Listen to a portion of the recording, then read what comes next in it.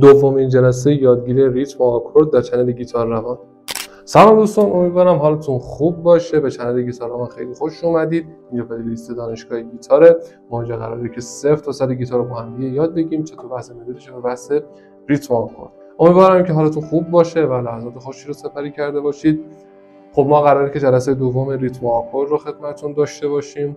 ما تو جلسه پیش راجع به حالا اصطلاح ریتم صحبت کردیم که ریتم چیه و یه سری حالا مثال‌هایی هم تو این زمینه براتون زدیم و گفتیم که آقا ریتم از دو بحث تاکید و وزن ساخته میشه و مواردی از این. و خدمتتون عرض کنم حالا راجع به ضربه‌های گیتار گفتیم که چطوری اجرا میشه و چطوری نمایش داده میشه برای هنرجو و اینکه حالا ما اینجا یه آکوردی هم یاد گرفتیم به اسم آکورد لا مینور و اینکه چطوری آکورد رو نمایش میدن برای یادگیری هنرجو و مواردی از این قبل ما توضیح دادیم. حالا تو این جلسه می‌خوایم دو تا آکورد رو خدمتتون یاد بگیریم و قراره که با یه سری از تمرین‌ها آکوردهایی که یاد گرفتیم تا به الان، یعنی لا مینور، ره مینور و می ماژور، قراره حالا تو این ویدیو یاد بگیریم و با یه سری از تمرین‌ها ترکیب کنیم و تعویض کنیم و تعویض این آکوردها دستمون بیاد. بریم برای آموزش. خب دوستان، من قبلش یه نکته خدمتتون عرض کنم، اینکه حالا ما تو جلسه پیش آکورد لا مینور رو یاد گرفتیم این شکل. درسته دوستان، به هر حال آکورد باید صدای روان و تمیزی داشته باشه و نباید گز کنه. یعنی هنرجویی که تازه گیتار شروع کرده برای یادگیری آکوردها، علاوه بر که حالا اون تمرینایی که حالا داره میزنه، باید سعی کنه که تمامی سیم‌های گیتار رو بزنه تا ببینه صدای گیتار شفافه، صدای آکورد، اون آکوردی که گرفته شفافه و گز نمیزنه و باید برای هر آکوردی که یاد میگیره این تمرین رو بزنه.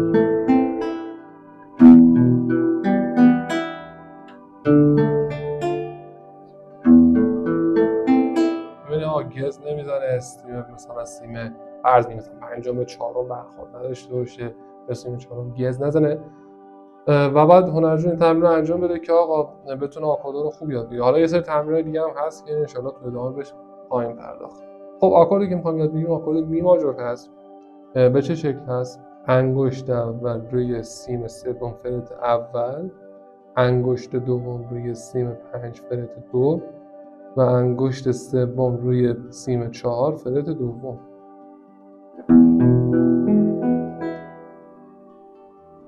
این شد آکورد می ماژور. حالا یه سری تمرینایی رو ما تو اینجا می‌خوایم انجام بدیم. تمرین تعویض آکورد لا مینور و می ماژور. لا مینوری که یاد گرفتیم، حالا می‌خوایم با این می ماژور تمرین انجام بدیم و تعویض آکورد انجام بدیم. حالا من قبلش باید این نکته رو خدمتتون عرض کنم. برای تعویض آکورد، هر آکوردی میخواد باشه، ببینید عزیزان، من وقتی میخوام مثلا از می ماژور برم لا مینور، نباید بیام تک تک انگشتانم رو بذارم رو اون حالت آکورد لا مینور و لا مینور رو بگیرم. درسته؟ نمیشه دیگه. حالا خب به هر حال هنرجویانی که شروع میکنن خب اول این کارو میکنن و من براش الان یه تمرین در نظر گرفتم که الان خدمتتون عرض میکنم. ببینید دوستان، برای تعویض آکورد، حالا ما میخوایم می ماژور رو با لا مینور تعویض آکورد کنیم، چه کار باید بکنیم؟ من اینجا یه سری تمرینایی میگم. تمرین اول اینکه بیاید شما آکورد می ماژور رو با آکورد لا مینور تعویض کنید. به چه شکل؟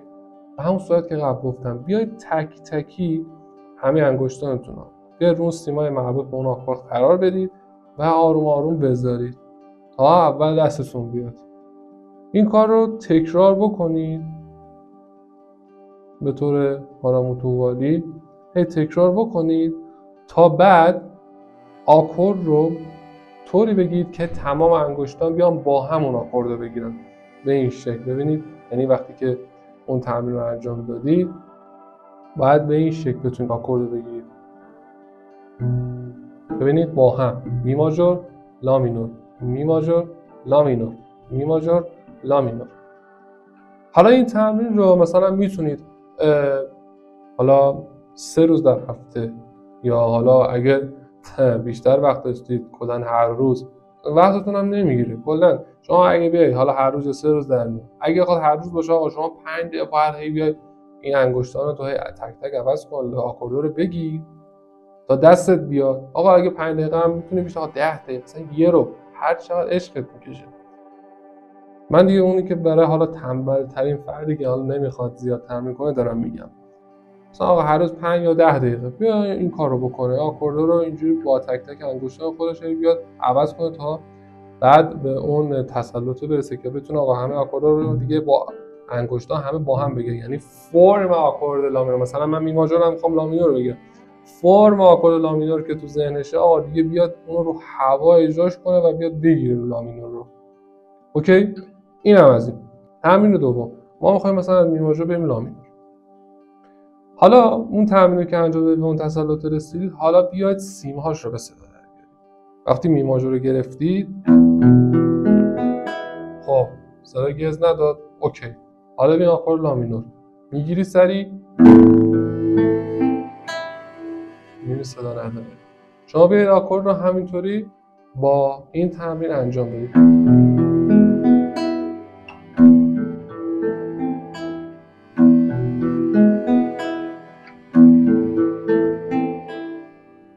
بیاید این کارم تکرار بکنید. اینم 5 دقیقه است کلا.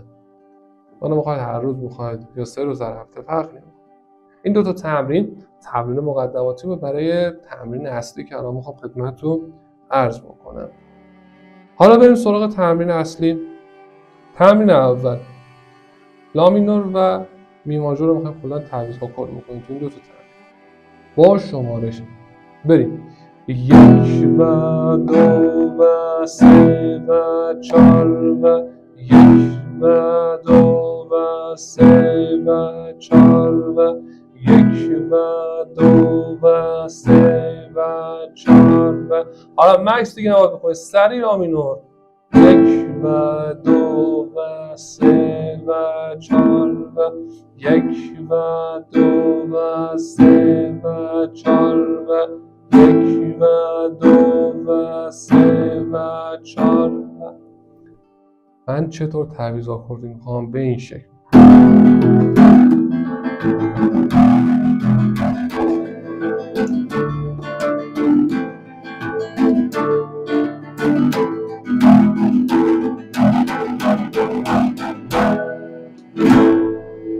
یعنی در آینده میخوام اینطوری تعویض آکورد انجام بدید، به این خفنی و به این زیبایی. این از این تمرین. حالا تمرین بعدی چیه؟ اینجا تو هر بخشش هم لامینور، هم می ماژور، هم لامینور، هم می ماژور. بریم 1 و 2 و 3 و 4 و حالا می ماژور 1 و 2 و 3 و 4 لامینور 1 و 2 و 3 و 4 و می ماژور 1 و 2 و 3 و 4 و یعنی میخوام به این شکل بزنید بعدا.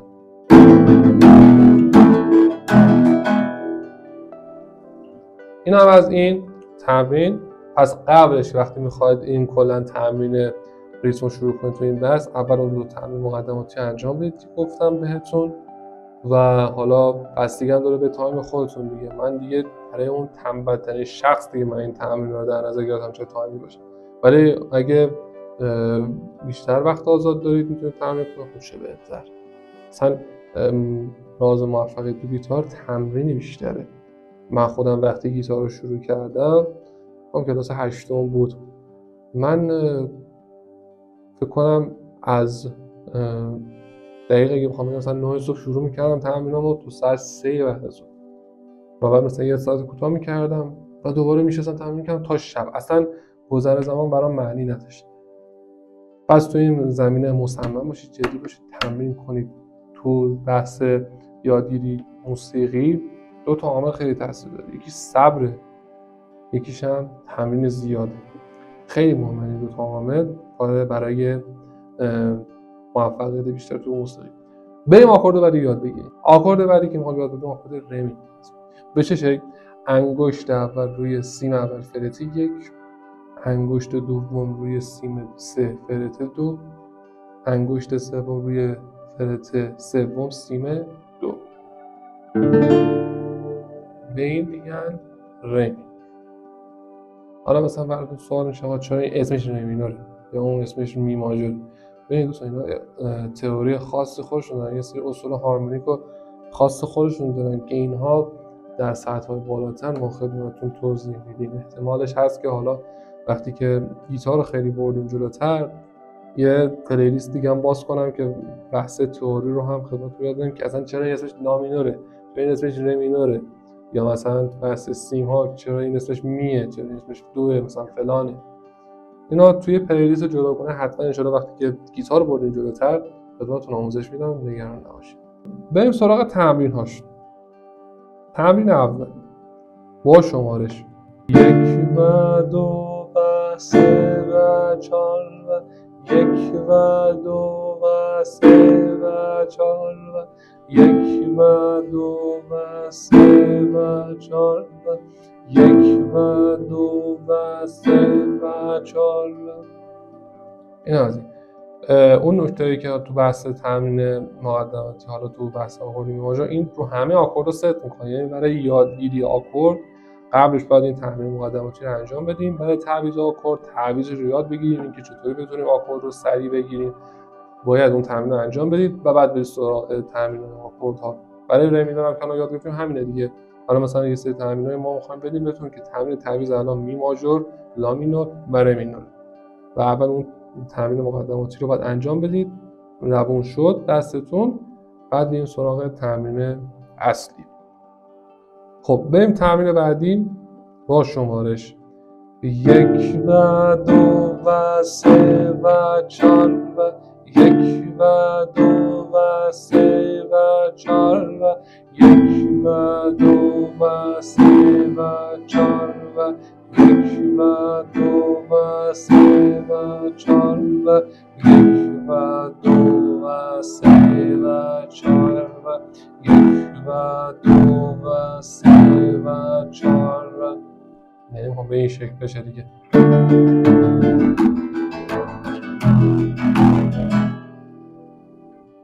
خب تمرین بعدی میشماریم 1 و 2 و 3 و 4 و 1 و 2 و 3 و 4 و 1 و 2 و 3 و 4 و 1 و 2 و 3 و 4 و 1 و 2 و 3 و 4 و 1 و 2 و 3 و 4. اینجا میذارم آخر سکوت بود، 3 ضربه آخر سکوت. حالا به چه شکل باید بزنیم شما؟